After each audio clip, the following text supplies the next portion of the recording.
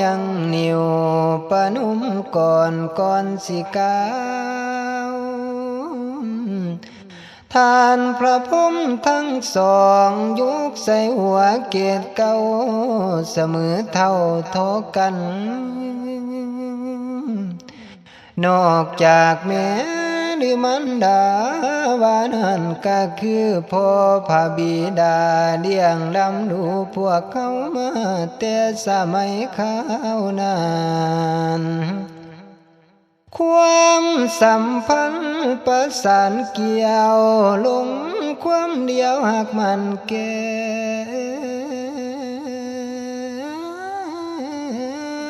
ย้อนสายมิ่งแต่เมืองแทนสายเดินน้ำทรงอยู่ได้เป็นสู่คู่นอนคือดังมอนไว้เลี้ยงมอนสิใหญ่ย้อนมนเกลือผัวเมียเพียงพันหักยอดพระไม้บ่ไม้มางกลมเกี่ยวกันสันสางสายสัมพันธ์จากดวงใจของแม่พ่อก็เกิดเป็นลูกเต่าเครือเงาเผ่าสกุลตั้งแต่พุ่นจนฮอดพี่ให้คิดที่สิหวนเห็นในเรื่อง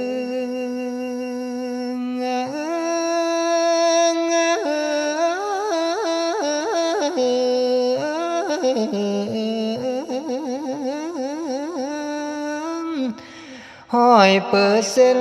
คุณนางเฮาอย่างมาแทนเปียบปานบ่มีเท่าคิดเห็นเขาพอเพียงเลี้ยงทรกรรมซ้ำลูกใหญ่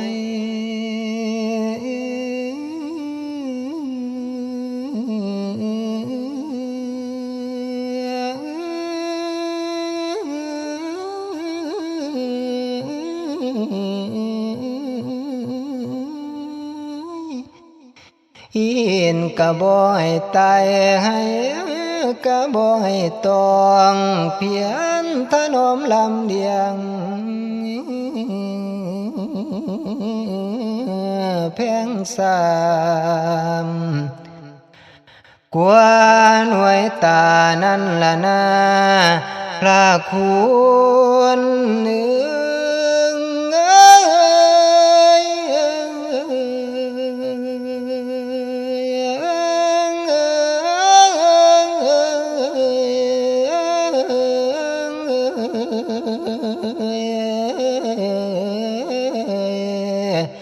นอ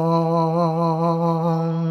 แม่เป็นสร้างเท่าหลังพ่อเป็นสร้างเท่านาเลี้ยงลำทำงานหนักบ่เคยเศร้าสิหยุดพักสัวข่าวเพียงน้อยบ่ยอมถอยมีแต่สู่บูดันพร้อมฟันพา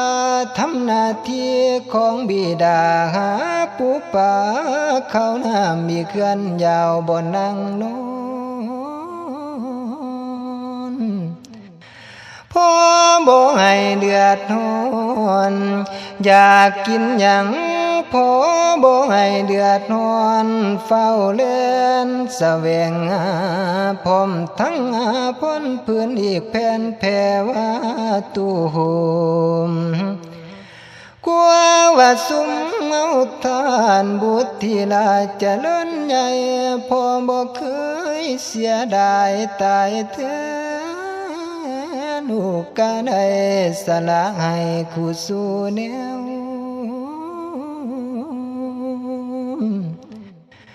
คำว่าเพื่อลูกแก้วบ่เคยหวงชีวิตมีตาเจียสูงสักพิทักษ์นำปกป้องประคองหวานเห็นไว้คือดวงตาดวงใจ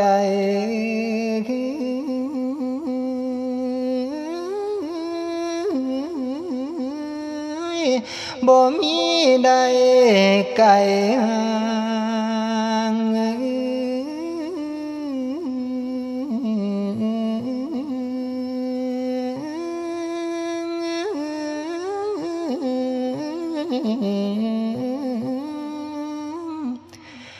พาแอบเดิ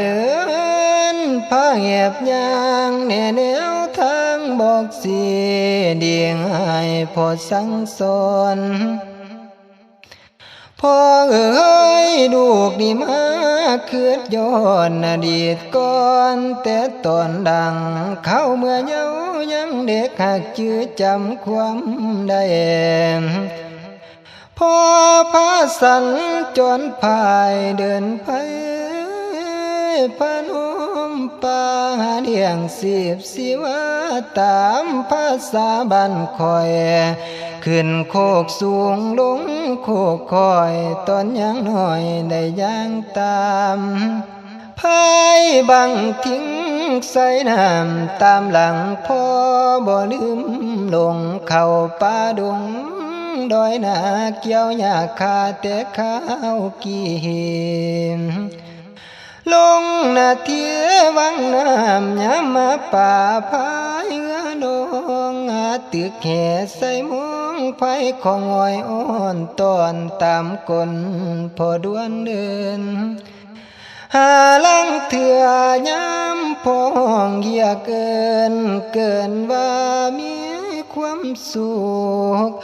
ลาคำเอ่ย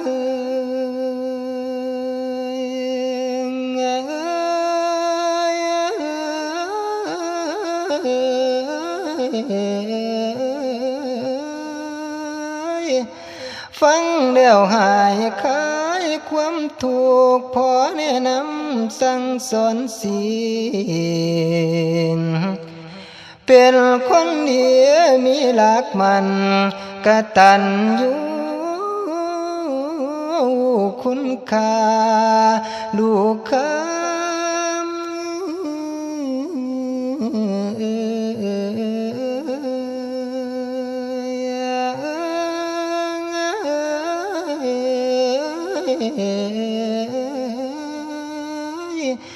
ความพอให้ความพอดาอุปมาเทียบเท่า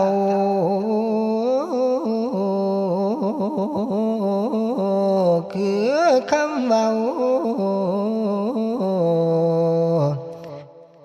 ให้ห้ามเพิ่งนั่นล่ะนะลูกคำมือ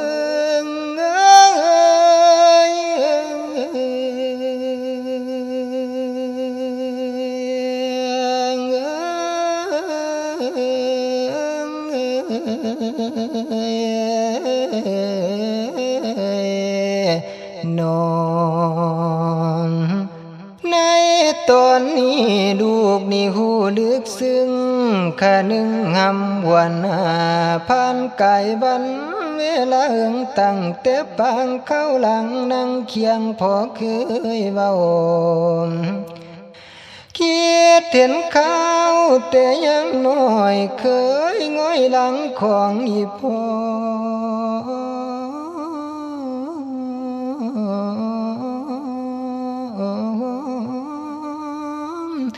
กอดคอหอยอ่อนตอนไปมาพอเจ้าอุ้มอ่องขึ้นนั่นขี้หลังพ่อเอ๋ยลูกบ่หวังคิดสร้างกังผมเป็นพญาได้ขี้ขอของบิดากะว่าเพียงพอแล้วจากเสียงหายยังแล้วมาแทนคุณ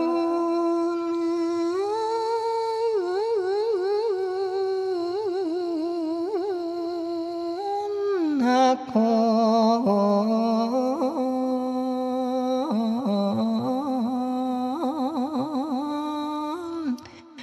ได้กอดคอของอีพ่อ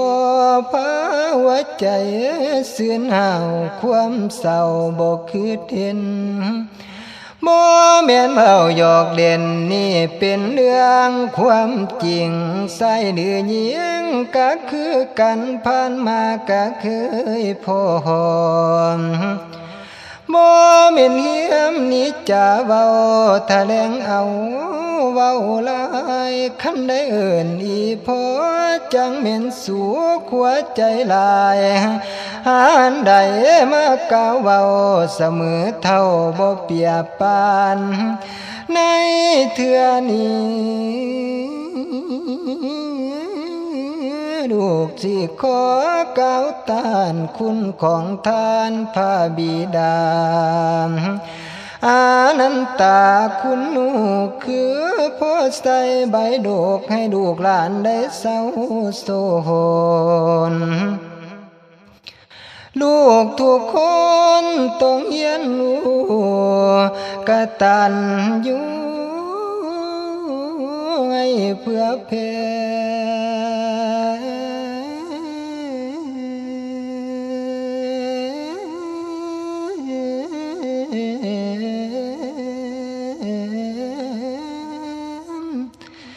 สิอยู่ใส่ก็แล้วแต่พ่อแม่เฮาอย่าปล่อยทิ่มให้เพี้ยนเลี้ยงอย่างเงียงคนคิดเห็นบ่คำพ่อแม่เฮาเข้าปนยามนอนกอมกล้วยเป็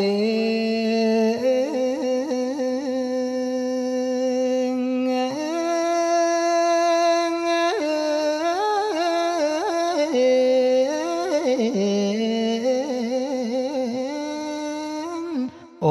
ระเหเป็นสำนวนสิมวนยินแต่ยังน้อยคอยประโลมมอยเบาถนอมเอาสามลูกใหญ่ย้ำลูกไข่พอให้นำย้ำลูกหัวพอหัวตามสื่นซอยคอยเพียนเหียงลำเล่น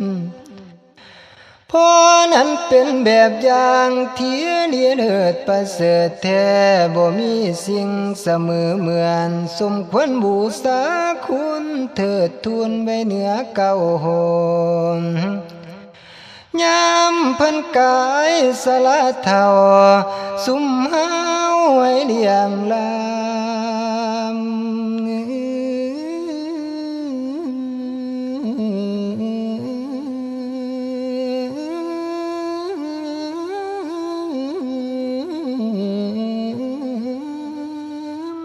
ทำหน้าที่ของลูกเต่าสองเท่าให้เบิ่งแย้งบ่ว่าฝนแร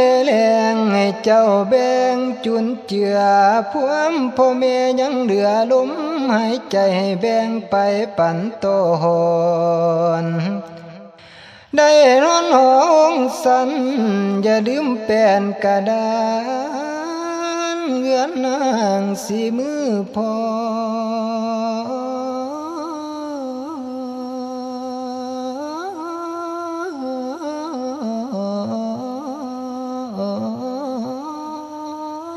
นี่หากแม่นคำขอพ่อแม่หวังเพิ่งเจ้าบัดย้ำเท่าแก่ชราสาธุเนื้อคุณของพ่อผู้ข้าบูชาใส่เนื้อเสียนถึงแม่นวันปีเดือนสิเปลี่ยนแปลงบ่หยุดยาห่างลูกนี่ยังถือมันคุณของพ่อบ่มีวันสิลืมได้โดยง่าย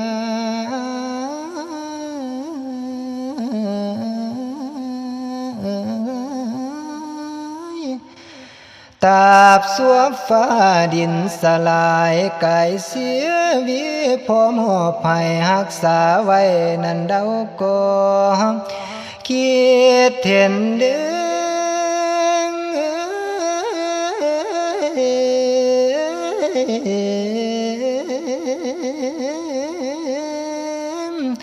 อ เกินว่ามวนกาดอกขี้ดังพ่อบ่เคยดงแม่นสิง้อยหลังไผกะบ่คือหลังเจ้าโหนแต่สมัยเข้าพูนได้ปีมาลูกยังจืมคำว่าพ่อฟังอยู่ในดวงใจได้นึกถึงอยู่สู่มือ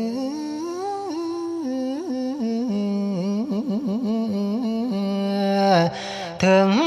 พอไปจากแล้ว